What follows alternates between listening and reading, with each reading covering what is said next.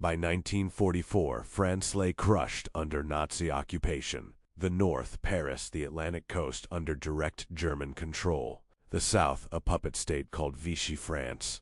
4 years of darkness, 4 years of waiting. But across the English Channel, the greatest military operation in human history was taking shape. The liberation was coming. Across England, a massive war machine was assembling. Trains moved day and night. Ammunition, artillery, supplies by the thousands of tons. Nearly 3 million Allied soldiers had poured into Britain. Every depot, every airfield, every port was packed. The buildup for Operation Overlord was the largest in history. Nothing like this had ever been attempted before. In the cramped steel hulls of landing craft, young men checked their gear in silence. Americans, British, Canadians, many barely 20 years old. They knew what awaited them. Fortified beaches, machine gun nests, minefields. General Eisenhower told them, "The eyes of the world are upon you." Some prayed.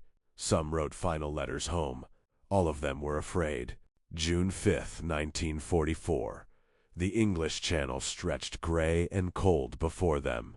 Originally planned for June 4th, the invasion had been delayed by storms. Now, in a brief window of acceptable weather, Eisenhower gave the order, "Okay, let's go." Over 5,000 ships began moving through the darkness. The largest naval armada ever assembled was crossing toward occupied France. Officers moved among their men, shouting over the roar of engines and crashing waves. The crossing was brutal. Soldiers vomited from seasickness, soaked to the bone in freezing spray. But there was no turning back. Ahead lay 5 beaches, code-named Utah, Omaha, Gold, Juno, and Sword, each one a fortress, each one defended by thousands of German troops. From above, the sea was black with ships. Destroyers, battleships, troop transports, landing craft as far as the eye could see. At 6:30 a.m. on June 6, 1944, D-Day, the ramps dropped. The first waves hit the beaches. At Utah Beach, American forces found lighter resistance than expected. But 12 miles away, at Omaha, hell itself was waiting. The ramp crashed down. In front of them, open beach, barbed wire, German bunkers firing at point-blank range. Men fell before they took a single step. At Omaha Beach, the first wave was almost completely destroyed. Bodies floated in the red water. Survivors crawled behind obstacles, pinned down. For terrible minutes, the entire invasion seemed on the verge of catastrophic failure. But the Allies did not stop. Wave after wave landed. Tanks, artillery, trucks, all pouring onto French soil despite the chaos and carnage. American Rangers scaled the sheer cliffs of Pointe du Hoc under fire to silence German gun batteries. Slowly, painfully, at enormous cost, the beachhead began to hold. The German defenders, fighting desperately, could not stop the tide. Behind the beaches, Allied engineers worked around the clock. Artillery batteries were dragged ashore, vehicles assembled under camouflage netting, supply dumps grew by the hour. The Germans had expected any invasion to collapse on the waterline. Instead, the Allied machine was taking root in French soil, deeper, stronger, more unstoppable with every passing hour. Waist deep in freezing water, weighted down with 60 pounds of equipment, men pushed forward. Every step was a fight against the current, against the bullets, against fear itself. Of the 156,000 Allied troops who landed on D-Day, over 10,000 became casualties, but they kept coming. No force on earth was going to drive them back into the sea. Not today. Standard X behind the beaches, thousands more men were still loading, fresh waves of infantry, engineers, medics. The operation had to keep moving. Every hour mattered. The Germans were rushing reinforcements toward Normandy, but Allied air power hammered every road and bridge. Hitler, convinced the real invasion was coming elsewhere, held back his panzer reserves. A fatal mistake. Allied commanders had planned for years for this moment. General Eisenhower, supreme commander of Operation Overlord, had carried the weight of this decision alone.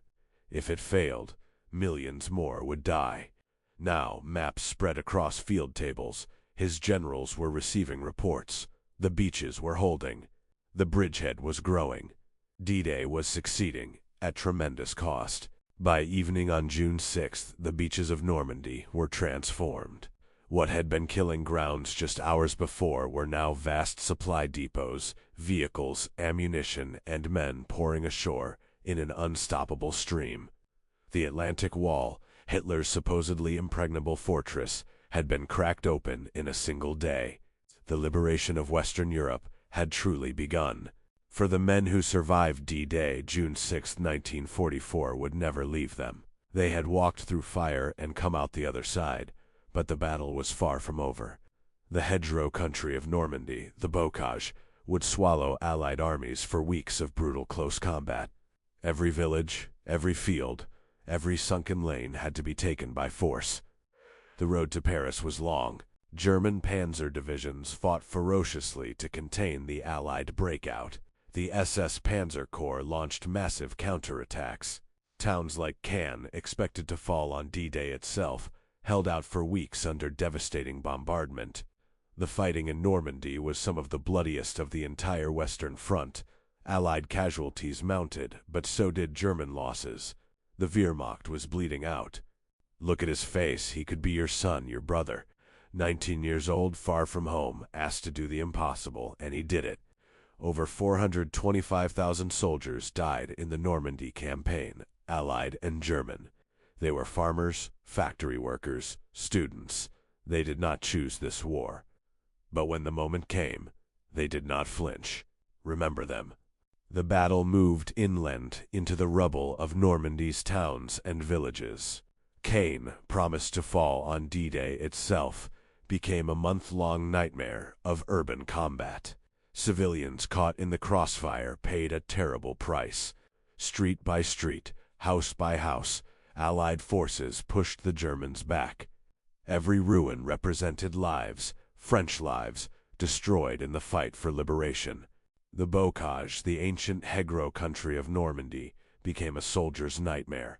Thick earthen banks, centuries old, turned every field into a fortress. Tanks were blind. Infantry was ambushed at every turn.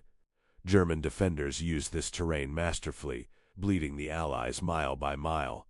No one had trained for this. No map had prepared them. They learned by dying.